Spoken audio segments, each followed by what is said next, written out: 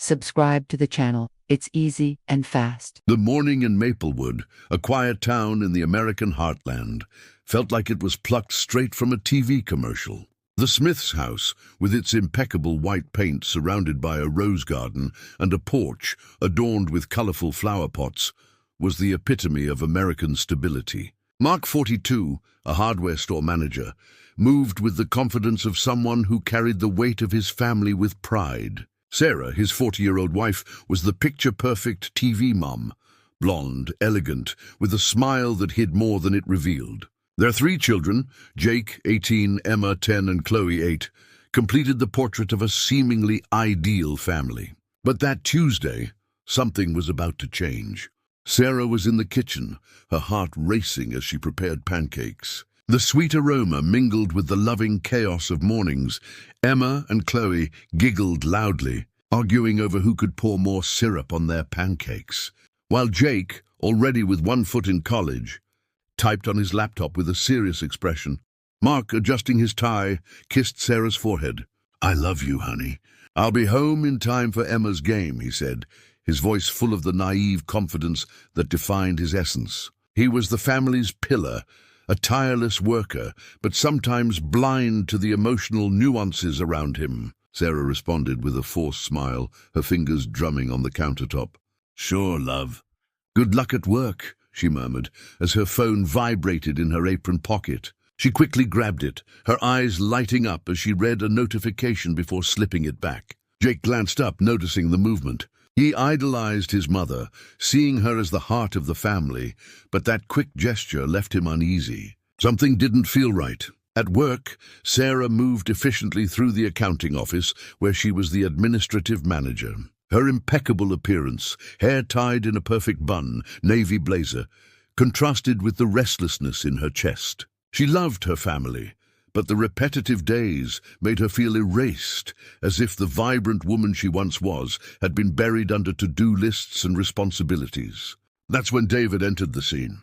In his early 30s, he was the kind of novelty Maplewood rarely saw, charming, with an urban air that stood out against the town's simplicity. His well-tailored shirt and confident smile seemed to brighten the monotonous office. "Good morning, Sarah. Sorry to ask, but how do you manage to radiate calm in this chaos?" David said, his tone blending admiration with something deeper. Sarah laughed, a sound she hadn't heard from herself in months. "It's just a facade, David," she replied, feeling warmth rise to her face. He lightly touched her shoulder, a seemingly casual gesture that made her heart race. It was as if, in that touch, a door to something new had opened, a promise of excitement that Maplewood's routine didn't offer. As Sarah returned to work, the sensation of that touch lingered, like a spark that refused to fade. She tried to ignore it, reminding herself of Mark, the kids, the life she had built. But the monotony of recent years weighed heavily, and David, with his charm and attention, was like a mirror reflecting the woman she had forgotten. Act 2, the escalation of the secret. In the days that followed, the crack in the Smiths' life began to widen. In the backyard, Mark and Jake were fixing a broken fence under the hot afternoon sun. Mark, with calloused hands and a sweaty face, smiled with pride. "Have you ever thought about how lucky we are, Jake? A family like ours, a house like this. Your mom is the heart of it all," he said, wiping sweat from his brow. Jake, holding a hammer, hesitated. He had always admired his father's optimism, but something bothered him. "Yeah, Dad, but Mom's been acting weird. Always on her phone, always with meetings," he said, his tone tinged with suspicion. Mark laughed, brushing off the concern. "It's just work stress, son. Your mom is the most honest woman I know." The irony of his words echoed as, miles away, Sarah sat in a discreet restaurant outside Maplewood's limits with David. The location had been carefully chosen. No one from town would see them there. The conversation flowed, with an ease Sarah hadn't felt in years. David listened attentively, his eyes locked on hers, as if she were the only person in the world. "I feel like I'm a different person when I'm with you," Sarah confessed, playing with the rim of her wine glass. "At home, I'm just mom and wife."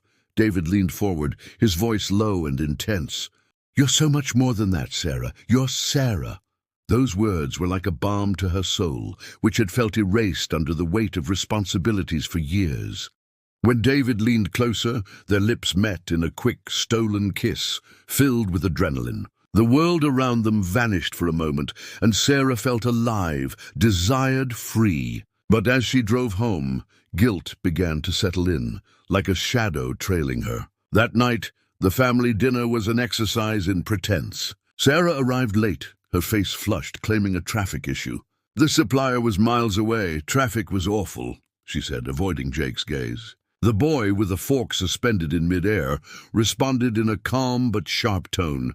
"Isn't the supplier like 10 minutes away, Mom?" The silence that fell over the table was heavy, broken only by the innocent giggles of Emma and Chloe, who were arguing over who ate more mashed potatoes. Mark, distracted by a work message, didn't notice the tension. But Jake saw it all, the flush on his mother's face, the nervousness in her gestures. He knew something was wrong, but he couldn't yet name it. Sarah's life began to split into two worlds. At home, she was the perfect mother, organizing the kids' routines and keeping the house spotless. At work, however, her encounters with David intensified.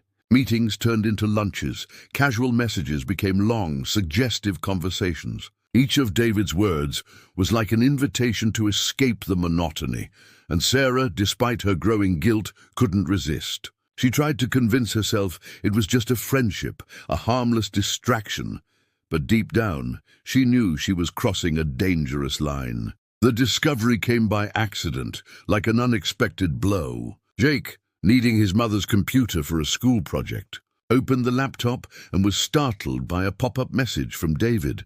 The words on the screen hit him like a punch. "Can't wait for our next lunch break. My lips still remember yours." Jake's phone slipped from his hands, clattering to the floor in the quiet room. His eyes welled up, the image of the perfect mother he idolized crumbling before him. He felt a mix of anger, betrayal, and confusion. How could she do this to Dad? To the family? Jake spent the rest of the day in silence, the message burning in his mind. He wanted to confront his mother, but feared the consequences. Emma and Chloe, oblivious to the gravity of the situation, continued their playful antics, but even they seemed to sense a change in the air. The house, once filled with laughter, now carried a silent tension, as if everyone knew something was about to explode. Act third, the truth explodes. The storm brewing in the Smiths' home finally broke. Jake, unable to contain his anger and hurt, waited for Sarah in her room, holding the phone with David's message still on the screen. When she walked in, his face was a mask of pain. "Who's David, Mom?" he asked, his voice trembling, showing her the screen. Sarah froze, the color draining from her face. "It's none of your business, Jake." "Give me that!" she snapped, reaching for the phone, but Jake's voice rose, cutting through. "You're ruining us! You're destroying Dad!" The shouting drew Mark, who entered the room with a confused look. Seeing the message on the screen, he needed no explanation. His expression shifted from curiosity to a contained pain, more terrifying than any outburst of anger. "What is this, Sarah?" he asked, his voice low, almost a whisper. Sarah, tears streaming down her face, tried to defend herself. "Mark, I can explain." "It's not what you think." But Mark cut her off, his eyes locked on hers. "It's exactly what I think. It's the only thing it could be."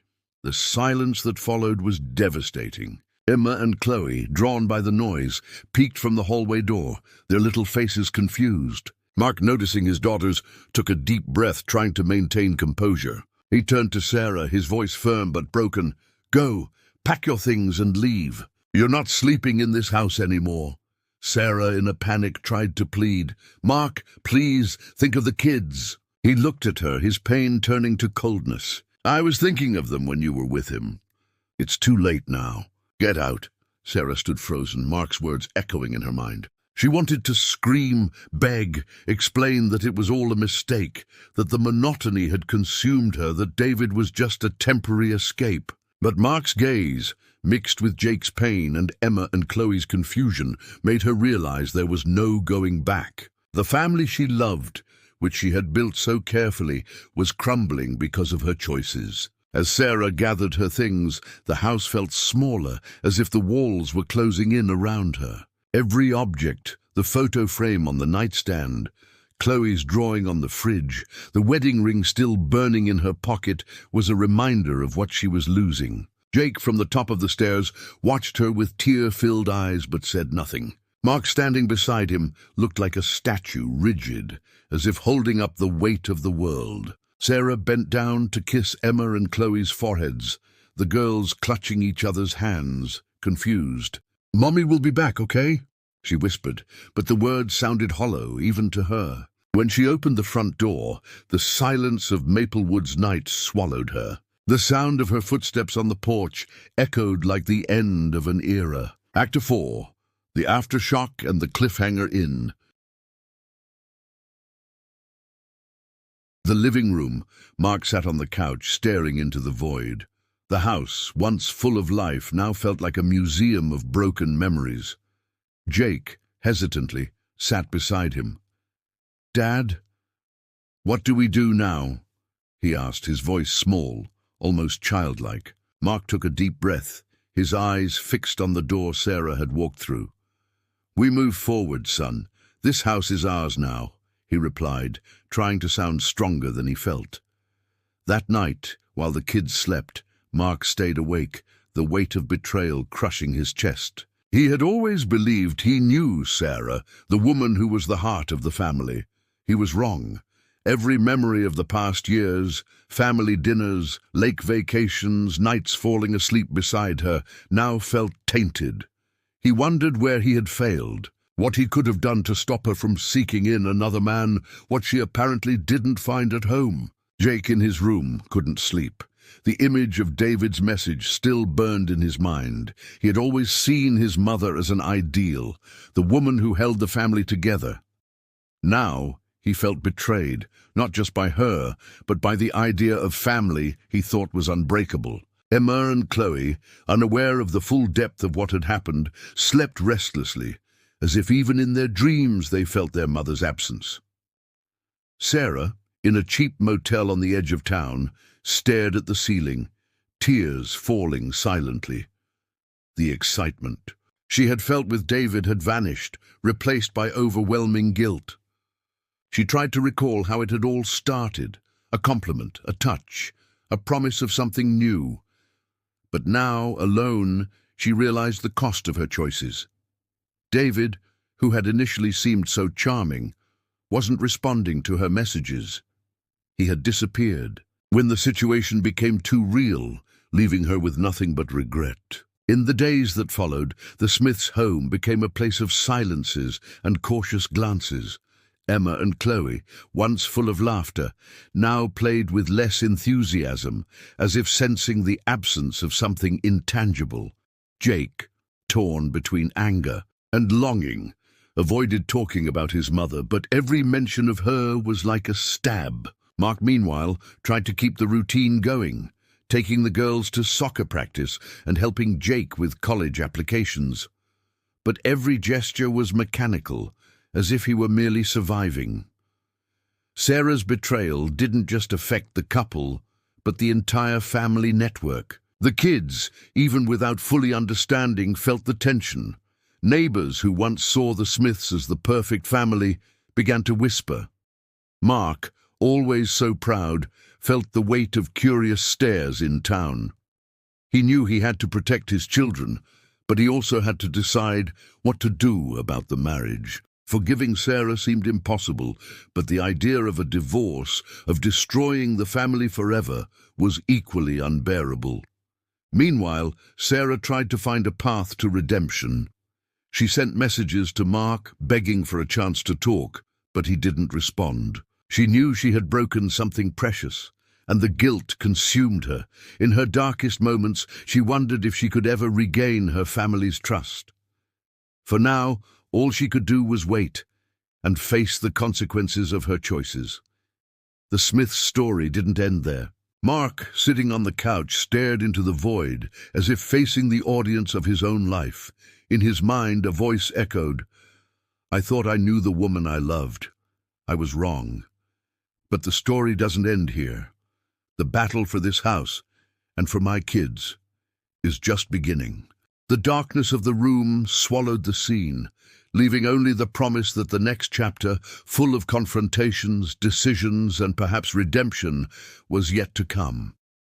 Maplewood, with its quiet streets and identical houses, seemed oblivious to the drama unfolding in the Smiths' home. But for Mark, Jake, Emma, and Chloe, life would never be the same. The betrayal had shattered the perfect facade, but it also opened space for a raw truth. Life goes on, even after collapse. And the fight to rebuild what remained of the family would be a long, painful, but necessary battle. Subscribe to the channel. It's easy and fast.